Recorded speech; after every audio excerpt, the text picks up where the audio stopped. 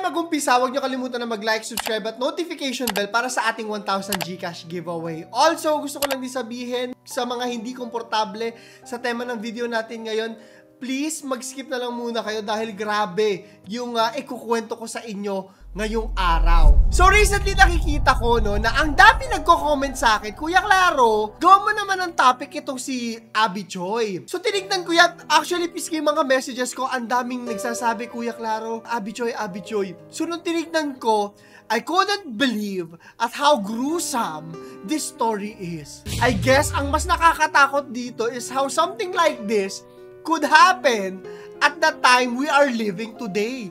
Ngayon mismo siya nangyayari. So, ano nangyari dyan? May isang babae kasi, na nagngangalang Abby Choi. 28-year-old model siya at madalas siyang kasama ng mga celebrities.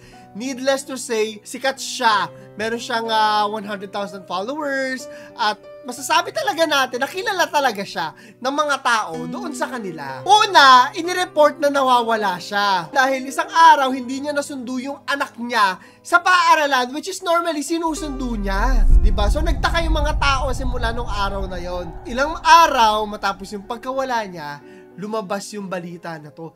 Nakakawindang. Ang sabi tignan nyo, arrests made after the legs of missing Hong Kong model found in fridge.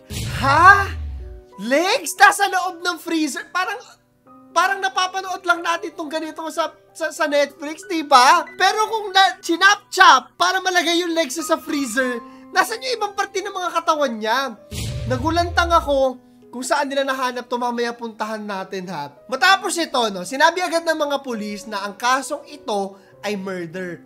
Obviously, hindi niya kayang gawin sa sarili niya yung pagcha-chop-chop ba, dismemberment, ganon. Ang nagpahirap sa pulis dito, hindi nga nila makita yung ulo, torso, pati yung kamay. Yung legs lang yung una nilang nakita. So, nung nag-research sila, nandito yung legs niya sa Langmei Village sa Taipo. Isang apartment or flat. Nandun yun. Nakita nila, nung pinuntahan nila yan, nakita nila na may mga tools na ginagamit sa pagtanggal ng katawan ng tao. May mga nakita silang meat grinder, kinarne, yung pang igagrind yung karne. May chainsaw, may mahabang raincoat din daw. Ibig sabihin, ayaw pa madumihan nung gumawa sa kanya to. May gloves at saka masks. So kung sino man to, inisip talaga nila kung ano yung gagawin nila. Kasi kumpletong-kumpleto yung gamit nila dyan. Doon pa lang, alam mo na pinagplanuhan tong gawin kay Abby Choi. Dito, nakuha rin nila yung mga credit card, mga ID, at ibang pa mga gamit ni Abby Choi. Kaya na-determine agad nila na katawan niya nga ito. Ang tanong, sino ang gumawa sa kanya nito? Ngayon, may mga suspect akong sasabihin sa inyo pero hindi pa kumpleto itong kwento na to as of the posting of this video. Mga suspect pa lang, pero I guess masasabi natin na parang sila na nga talaga dapat yung primary suspect dahil sa mga ikukwento ko rin sa inyo ngayon. Ang sabi, ilang linggo raw bago to, nirentahan pa raw ng tatay nung ex-husband niya yung lugar. So may connection agad. Pinaghahanap nila yung ex-husband. Inaresto nila yung magulang at kapatid at haharap sila sa murder charges. After kung mag-research, 5 doon sa pamilya nila yung suspect. Hindi pa final ang lahat, so maaari pang gumalaw ang kwento. Ayon sa otoridad, may away pang pamilya daw sila, pinansyal, including 10 million Hong Kong dollars. Ang laki nun.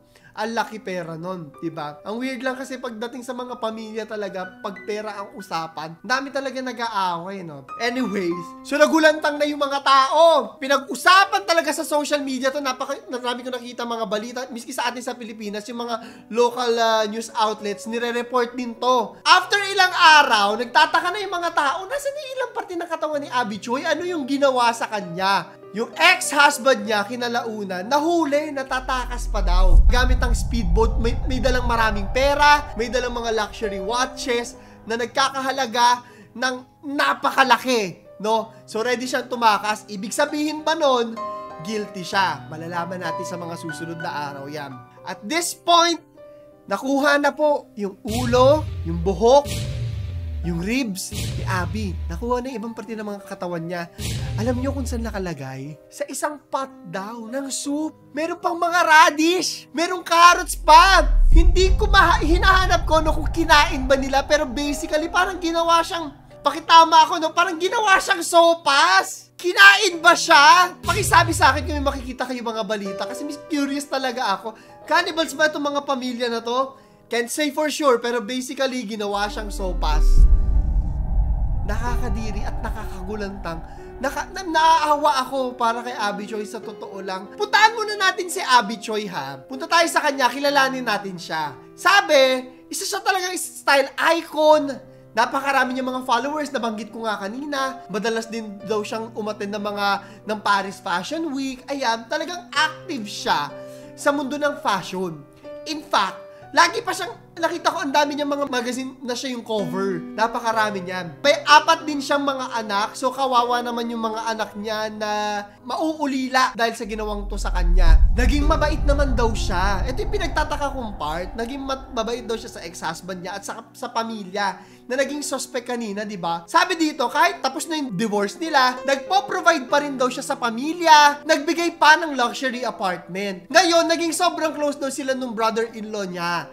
Binilan niya pa ng bahay, nakita ko eh. May mga reports ako nakita na maaaring itong kapatid daw yung nag-lure sa kanya doon sa apartment. Of course, nothing is final as of the posting of this video. So, hintayin muna natin yung mga official na announcements. So, sadly nga, no, kahit gaano kakabait, kahit sobrang bait niya pa, yung buong pamilya na tinulungan niya, yung naging suspect pa sa pagkamatay niya, sila nga kaya yung pumatay sa kanya. Abangan natin sa mga susunod na araw. Feeling ko marami pang mga revelations na mangyayari dito eh. Gaya nga ng sabi ko, the case is still under investigation. Iniimbestigahan pa at this moment. Wala pang sinasabi kung sino talaga yung salarin.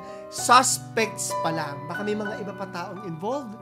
Hindi natin malalaman. Kinain ba siya? Hindi ko rin alam. Pero di ko magawang pigilan na isipin, no?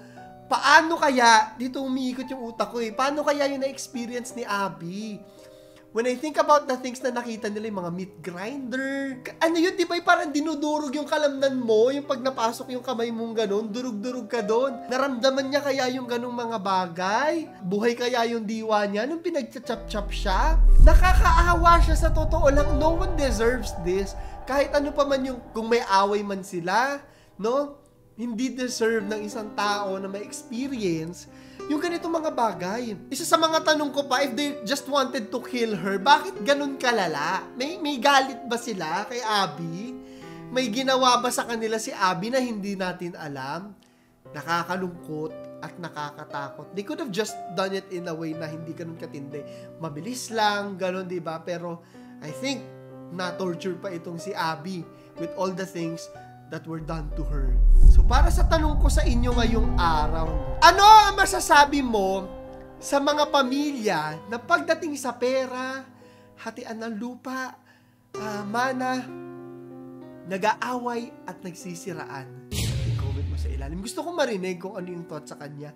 Also, if you want us to continue this story, lalagyan natin ng part 2 para makompleto natin. I think sa mga susunod na araw, malalaman natin kung ano yung totoong nangyari.